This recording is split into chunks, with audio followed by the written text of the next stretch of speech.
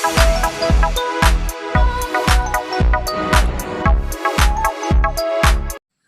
Friends, welcome back to my channel. मैं ममता दिल से स्वागत करती हूँ आपका अपने चैनल में। कैसे हैं आप लोग? मैं तो बहुत ठीक हूँ। आशा करती हूँ आप लोग भी बहुत ठीक होंगे। तो आज बहुत दिनों बाद मैं अपना आज वीडियो आप लोग के साथ शेयर कर रही हूँ, क्योंकि इस समय मैं थोड़ी नहीं कुछ ज़्यादा ही बिज़ी हो गई थी, क्योंकि मैं चली गई थी शॉपिंग करने दिल्ली। मगर ये उसके पहले का है, जिस दिन मैं जाना था उसी रात का ये वीडियो है। तो रात में मैंने अपने जितने भी मेरे रात के काम होते हैं, बादाम भिगोना, मगर आज का मेरा जो स्पेशल काम था वो था मेरा ये कैल्शियम का पाउच पीना। क्योंकि मतलब हफ्ते में चाहे मैं कुछ भी भूल जाऊँ, मगर ये कैल्शियम पाउच नहीं पीना भूलती हूँ। क्योंकि 40s के बाद चाहे 35 के बाद हर औरतों को तो कैल्शियम बहुत ज़रूरी होता है, और ये पाउच उन सब कैल्शियम की जितनी भी कमी होती है तो दूर कर देता है। मेरी कमर की दर्द मतलब बहुत अच्छा होता है। तो आज तो मुझे जाना था, तो मैं सुबह 5:15 बजे उठ गई थी, और मैंने बनाया था ओल की सब्ज़ी। इसको ओल कहते हैं, सूरन कहते हैं, और बहुत जगह इसे कान भी कहते हैं। आपके यहाँ इसे क्या कहते हैं? वैसे ये दिवाली के समय बहुत ही मतलब सबसे ज़्यादा बनने वाली सब्ज़ी होती है, क्योंकि अगर दिवाली में ना खाएं तो जो नरक चतुर्दशी, तो उस दिन वो लोग छछूंदर का जन्म लेते हैं, ऐसी कहावत है। तो हमारे यहाँ तो ये ज़रूर से ज़रूर बनती है नरक चतुर्दशी के दिन। मगर कोई चोखा बना लेता है, कोई पकौड़ी बना लेता है, और हम बनाते हैं ये सब्ज़ी, क्योंकि बहुत ही टेस्टी बनती है। किसी पनीर की सब्ज़ी से ये कम नहीं लगती है। बस इसको पनीर के पीसेस की तरह काट लेते हैं और उसको अच्छी तरीके से धुल के और तल लेते हैं। क्योंकि ये थोड़ा-सा हाथ में लगता है, इस वजह से नींबू ज़रूर डाल देंगे।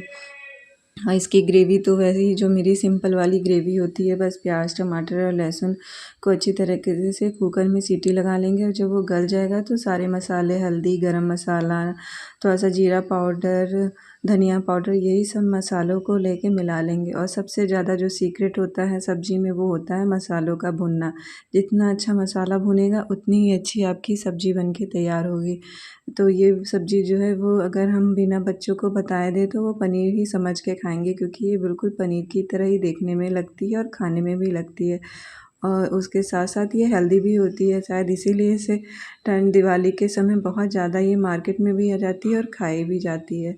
तो मैंने आज बना ली थी सुबह सुबह उठ के सूरन की सब्ज़ी। वैसे तो मतलब मुझे आज निकलना है, मगर मेरे बच्चे नहीं जा रहे थे, तो मैंने सोचा क्यों ना उनके लिए आज ये बना दिया जाए। और फिर मैं नहा धो के तैयार हो गई थी, और मैं बना लूँगी थोड़ी बहुत रोटी।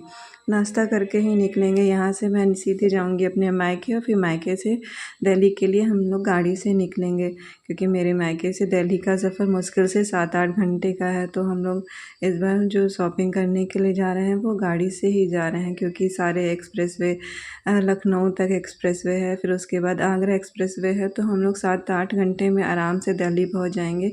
उसके बाद हम लोग की शॉपिंग स्टार्ट हो जाएगी। तो रास्ता अच्छा हो तो फिर बहुत ही जल्दी से हम लोग कहीं भी पहुंच सकते हैं। और ये रही दिल्ली की सुबह, जो कि बहुत ही सुंदर थी। हम लोग रात में पहुंच आए थे अपनी मौसी के घर, फिर वहीं की ये सुबह है। आज मतलब पहले और आखिरी दिन था जो हम लोग इतनी सुबह उठे थे। उसके बाद तो इतना थक के आते थे कि 8-9 बजे से पहले नींद ही नहीं खुलती थी। 8 बजे तो जाता ही था।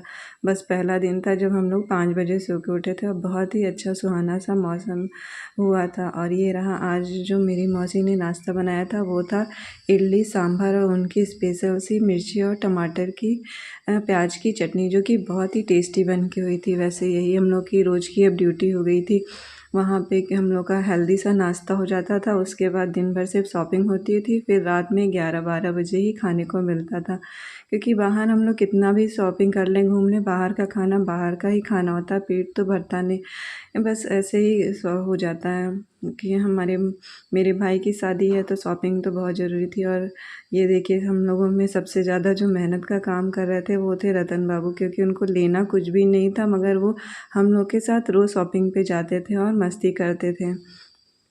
तो इन्होंने कुछ भी ऐसी शॉपिंग नहीं की थी, बस ये हम लोग के साथ घूमने चलते थे। तो हम लोग आज पहले दिन निकले थे चांदनी चौक। वैसे तो चांदनी चौक बहुत ही भीड़ रहता था, और वो भी आज ये मंडे का दिन था, इस वजह से वहाँ और भी बहुत ज़्यादा भीड़ थी।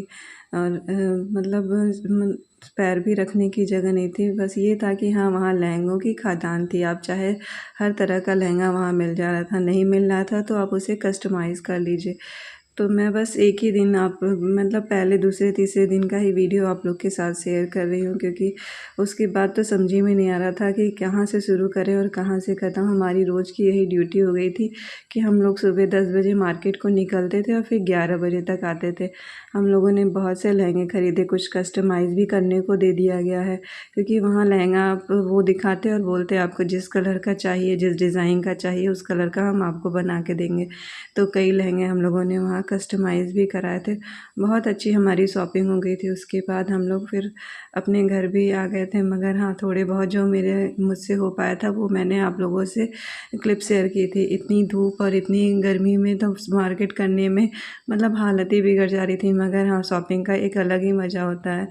तो शॉपिंग करने के बाद कभी-कभी हम लोग मॉल में भी जाते थे, तो ये मौसी के घर के पास एक मॉल था, मॉल ऑफ इंडिया, वो बहुत ही बड़ा था। हम लोग एक दिन वहाँ भी गए थे, एक दिन नहीं 2-3 दिन गए थे, और वहाँ का ये नाश्ता बहुत ही अच्छा था। मैंने तो पाव भाजी खाई थी, कुछ लोगों ने छोला कुलचा, कुछ लोगों ने डोसा मंगाया था। तो बहुत अच्छा, और कॉफ़ी तो वहाँ की सबसे बेस्ट थी। तो कुछ इस तरह से हुई थी हमारी दिल्ली की शॉपिंग। उसके बाद बहुत ढेर सारी शॉपिंग करने के बाद हम लोग आ गए थे अपने घर। मुझे आने में 10 दिन लग गया था। बस कुछ रतन ने तो कुछ भी नहीं खरीदा था। हाँ, बस एक चीज़ वहाँ से लाया था, ये फ़ोन जो जिसे वो बहुत अच्छे से यूज़ कर रहा था और बहुत अच्छे से उस मतलब हम लोगों का साथ दिया था शॉपिंग करने में। कोई भी बदमाशी नहीं करता था बच्चा, और बहुत अच्छे से शॉपिंग करने दिया था। हाँ, फ़ोन उसको बहुत पसंद आया था। बस ये वहाँ की शॉपिंग से यही लेके आया था ये फ़ोन, जो कि उसको बहुत पसंद आया था। तो चलिए, जो क्लिप मैंने शेयर मतलब कुछ क्लिप बनाई थी वो मैंने आप लोगों के साथ शेयर की थी। अब शायद मैं आप लोगों के साथ रेगुलर ही वीडियो शेयर कर पाऊँ, क्योंकि अब तो मेरी थकावट भी दूर हो गई है और शॉपिंग बहुत अच्छी से हो गई थी। तो जब शादी मतलब नज़दीक आ जाएगी, तब मैं आप लोगों के साथ जब लहंगे आ जाएंगे तो शेयर भी करूँगी कि मैं वहाँ से क्या लेके आई थी। तो चलिए, इसी के साथ अगर आपको मेरे इस वीडियो में कुछ भी अच्छा लगा हो तो प्लीज़ लाइक और सब्सक्राइब ज़रूर करिएगा। मिलती हूँ मैं आप लोगों से नेक्स्ट वाले ब्लॉग में। बाय।